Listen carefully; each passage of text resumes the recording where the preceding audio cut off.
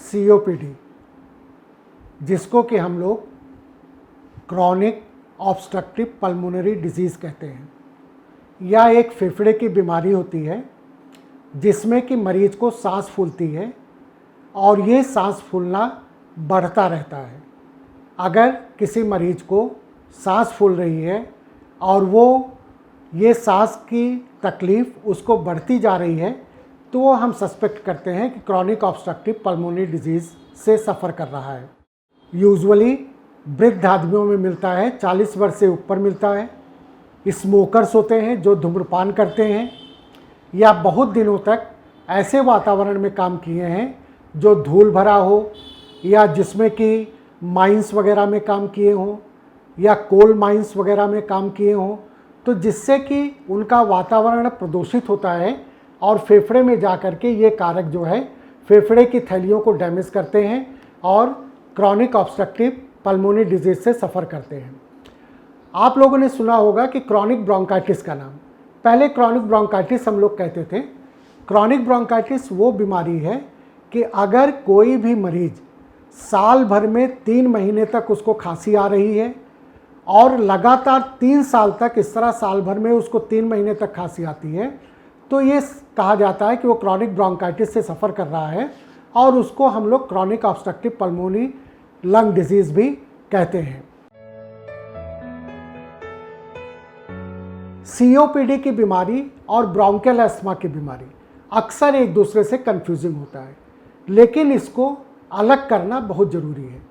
Bronchial asthma में भी सांस फूलती है, क्रॉनिक ऑब्स्ट्रक्टिव पल्मोनरी डिजीज़ में भी सांस फूलती है। तो आप कहेंगे कि दोनों में अंतर क्या है? ब्रोंकियल अस्थमा में यूजुअली जो सांस फूलती है ये एडल्ट में फूलती है। 40 वर्ष से कम उम्र वालों को अगर सांस फूलना शुरू हो तो हम सस्पेक्ट करते हैं ब्रोंकियल अस्थमा, और इसमें जो सांस फूलती है वो फिर से ठीक हो जाती है दवा के द्वारा या जिस कारक के द्वारा सांस फूली वो जब शरीर से हटता है तो उस समय सांस फूलना बंद हो जाता है। लेकिन क्रॉनिक ऑब्स्ट्रक्टिव पल्मोनरी डिजीज़ में ये प्रोग्रेसिव डिजीज़ है, इसमें सांस फूलना बंद नहीं होता है। अगर इलाज हम ना करें तो वो सांस फूलना बढ़ता रहता है।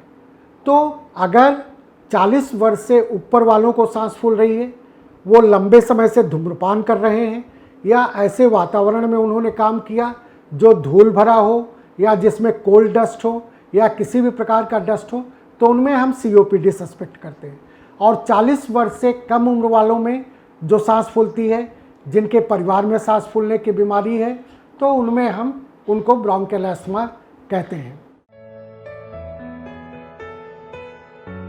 शुरुआत में मरीज कहता है कि डॉक्टर साहब हमको खांसी आ रही, बहुत दिनों तक खांसी आ रही है और खांसी जाती नहीं है। साल में 2-3 महीना खांसी बनी रहती है और उसके बाद ठीक हो जाती है, और ऐसा हर 2-3 साल में ऐसा होता जा रहा है। उस समय हमको सस्पेक्ट करना चाहिए कि मरीज को सीओपीडी डेवलप हो रहा है। या मरीज ये कहता है कि डॉक्टर साहब मैं जब सीढ़ी चढ़ता हूँ या थोड़ी दूर चलता हूँ तो मेरी सांस फूलने लगती है, और उसके बाद जो है जब मैं रुक जाता हूँ तो मेरी सांस जो है थोड़ा सा आराम हो जाता है, लेकिन फिर मेरी जब मैं कोई काम ज़्यादा करने लगता हूँ तो सांस फूलने लगती है। तो ये सीओपीडी के शुरुआती लक्षण हैं। लेकिन अगर सीओपीडी बढ़ गया है और शुरुआत में इसका ट्रीटमेंट नहीं किया गया है तो उस समय सांस फूलने लगती है, और वो सांस फूलना बैठे रहने पे भी सांस फूलती है, काम करने पे भी सांस फूलती है, लेटने पे भी सांस फूलती है, और हर समय उसकी सांस फूलने लगती है। इस तरह सांस फूलना के अनुसार इसके कई स्टेजेस में हम लोग करते हैं कि अगर केवल खांसी आ रही, साल में 2-3 महीने खांसी आई, उसके बाद ठीक हो, या फिर अगले साल फिर 2-3 महीने आई, फिर उसके अगले साल 2-3 महीने आई, तो उसमें स्टेज 1 होता है। या मरीज जो है बैठा हुआ उसकी सांस नहीं फूल रही है, थोड़ा अगर चला 100 मीटर चला और उसकी सांस फूलने लगी तो स्टेज 2 होता है। तीसरा होता है कि जब मरीज का अपना वो काम नहीं कर पाता, जैसे कपड़ा पहनने लगा सांस फूलने लगी, स्टेज 3 होता है। और जब उसकी सांस हमेशा फूल रही है, बैठने पे फूल रही है, लेटने पे फूल रही है, काम करने पे फूल रही है, तो स्टेज 4 होता है। सीओपीडी का सबसे प्रमुख कारण धूम्रपान होता है।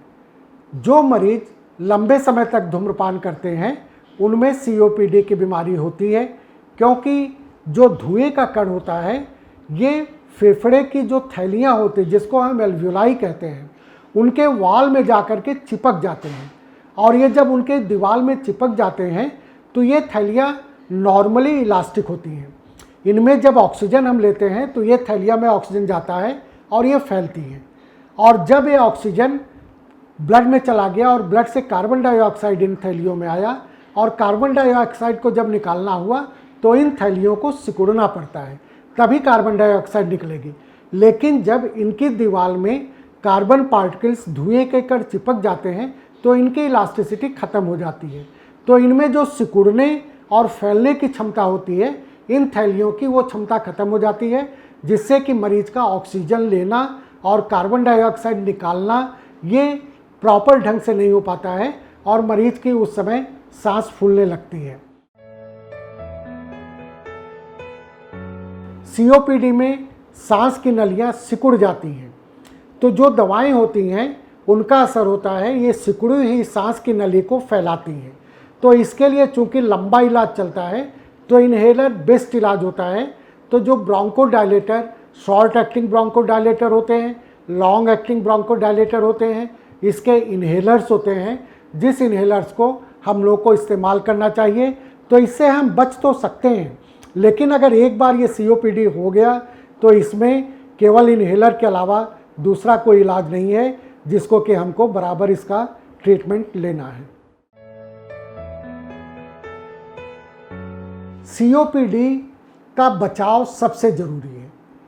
जब स्मोकिंग करने वाले मरीज को अगर खांसी की शुरुआत होती है तो उसी समय उसको स्मोकिंग बंद कर देना है। अगर वो स्मोकिंग नहीं बंद करेगा तो सीओपीडी की बीमारी चाहे जितनी भी दवा करे वो कम नहीं होगी। अगर वो कोल डस्ट में काम कर रहा है या जैसे बिल्डर्स है या मजदूर है जो कि धूल, धुएं, सीमेंट, बालू ये सब में काम कर रहा है जिसकी डस्ट जाती है, उसको उस ऑक्यूपेशन को छोड़ देना है। या वो एस्बेस्टस, कॉटन जैसे रुई की धुनाई कर रहा है तो उसको वो अपना छोड़ देना पड़ेगा, नहीं तो इस तरह की उसकी जो है सांस की बीमारी, सीओपीडी की बीमारी उसकी कम नहीं हो पाएगी। तो ये सब चीज़ें करके ही हम सीओपीडी से बच सकते हैं। कोविड-19 में यूजुअली जो सीओपीडी की बीमारी है ये उम्र दराज लोगों में होती है। इसलिए आपने देखा होगा कि मोदी जी बार बार कहते हैं कि 60 साल के लोग बाहर ना निकलें। बचाव केवल एक है कि आप घर से बाहर ना निकलें, क्योंकि कोविड-19 का वायरस बाहर से घर के अंदर में आता है। अगर आप बाहर नहीं निकलोगे तो कोविड-19 का वायरस अंदर नहीं आएगा। सोशल डिस्टेंसिंग को फॉलो करना है, मास्क हमेशा इस्तेमाल करना है। घर के अंदर आप अपने कमरे में हो तो मास्क निकाल सकते हो, अपने कमरे से बाहर अगर हो तो मास्क पहनना है। किसी से भी जब बातचीत आप कर रहे हो तो सोशल डिस्टेंसिंग 2 गज की दूरी आपको बना के रखना है। इसी से आप बच सकते हो, क्योंकि अगर कोविड-19 का इन्फेक्शन सीओपीडी के मरीजों में हो गया तो यह एक भयंकर रूप धारण कर सकता है और जानलेवा भी हो सकता है।